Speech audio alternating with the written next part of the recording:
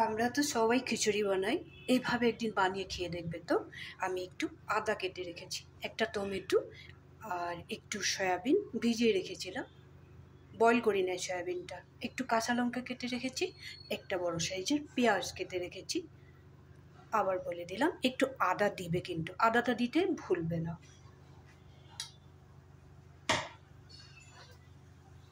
এইদিকে রেখেছি একটু চানার ডাল, ভিজিয়ে রেখে দিয়েছিলাম।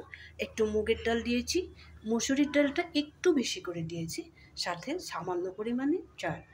আমাদের মানুষ কম বলে আমি একটু কম পরিমাণে বানিয়েছি। তোমরা যখন বানাবে ডালের পরিমাণ তো একটু বেশি করে দেবে, চালটা একটু কম করে দিবে। এভাবে অনেকক্ষণ আগে ভিজিয়ে রেখে তুলে রেখেছি আর কি।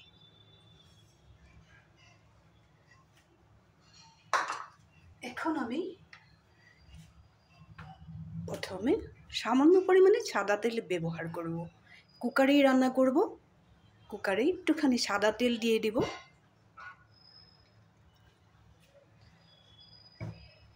সাদা তেলটা দিয়ে আমি একটা কাজ করব, সামান্য পরিমাণে গোটা জিরা,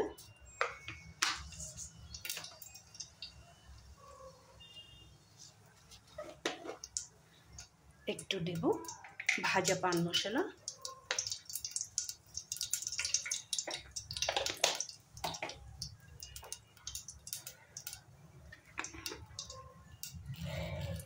সামান্য পরিমাণে কালো জিরা,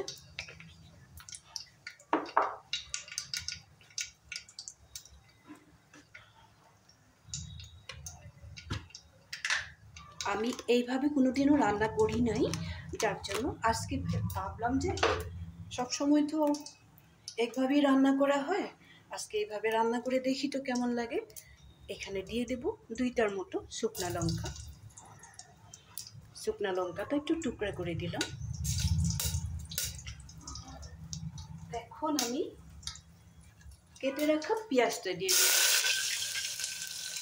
পেঁয়াজটা দেওয়ার সাথে সাথে আদাটা দিয়ে দেব।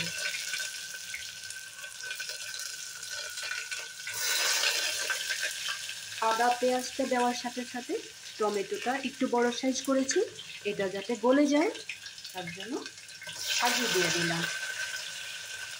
এখন দিয়ে দেব সয়াবিনটা। সয়াবিনটা কিন্তু বয়েল করি নাই।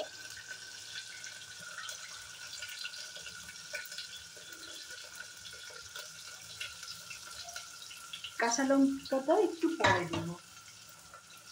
এখন আমি একটু লবণ দিয়ে সব কিছু ভালো করে ফ্রাই করে নেব। লবণটা হিসাব মতো, আমি যেহেতুকে কম রান্না করব কম লবণ দিয়েছি। তোমরা যদি বেশি করে রান্না করো তাহলে এইভাবেই করবে, সেম প্রসেস, কিন্তু কি জিনিসগুলো একটু বাড়িয়ে দেবে। একটু হলদি পাউডার দিয়ে দিলাম। আবার এখানে দিব কালারটা ভালো আসার জন্য সামান্য পরিমাণে কাশ্মীরি লঙ্কার গুঁড়া। আর দিয়ে দেব একটু জিরের গুঁড়া, কারণ মশলাটা আমি একবারে দিয়ে দেব সবজিটা রান্না করার সময়। আর এখানে দিয়ে দেব একটু গোলমরিচের পাউডার। আর একটা জিনিসও দেওয়ার বাকি আছে, হলদি পাউডার তো আমি এখনো দেইনি, ভুলে গিয়েছিলাম। তোমরাও আমাকে একবার বলো না। এই যে দিয়ে দিলাম এখন হলদি পাউডারটা। হলদি পাউডারটা দিয়ে আমি এখন খুব সুন্দর করে ফ্রাই করে নেব সব কটা জিনিস।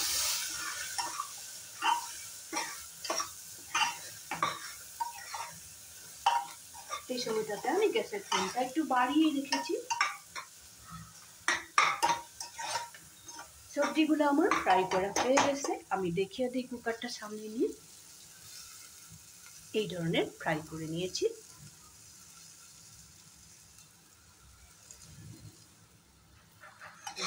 এই ধরনের ফ্রাই করে নিয়েছি, হাতাতে তুলে দেখিয়ে দিলাম। জিনিসটা ভালো করে মন দিয়ে দেখে নেবে, তাহলে জিনিসটা পারফেক্ট হবে। এখন আমি কি করব, এই যে রেখেছিলাম চাল, ডাল, মিক্সড ডাল, চাল ভিজিয়ে রেখেছিলাম, মসুর ডালের পরিমাণটা একটু বেশি করে দিয়েছি। এখন এখানে এটা অ্যাড করে দেব।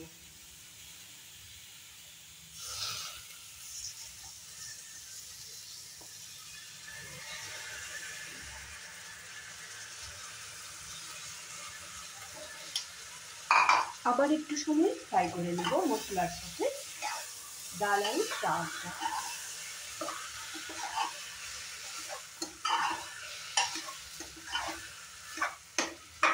এইভাবে একটু সময় আমি ফ্রাই করে নেব। চাল আর ডালটা মশলার সাথে, আর এখানে দেওয়া ছিল একটু কাঁচা সবজি, সয়াবিন, টমেটো এসবের দেওয়া ছিল। সব কিছু একসাথে ভালো করে ফ্রাই করে নিলাম। এখন আমি আমার হিসেব মতো আমি যতটুকু ভারী রাখবো বা পাতলা রাখবো ওই হিসাবে আমি জলটা ব্যবহার করব। এই ধরনের চাল ডালটাও একটু মশলার সাথে ফ্রাই করে নেবে।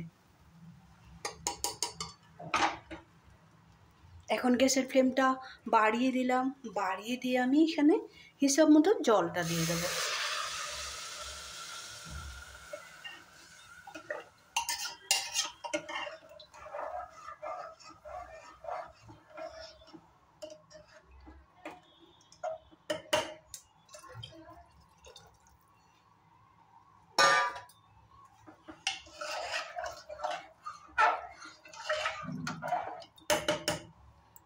এখন আমি এখানে কেটে রাখা কাঁচা লঙ্কাটা দিয়ে দেব।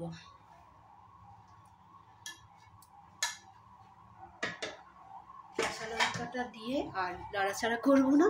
এখন এখানে দেখো এই হিসাবে জলটা দিয়েছি।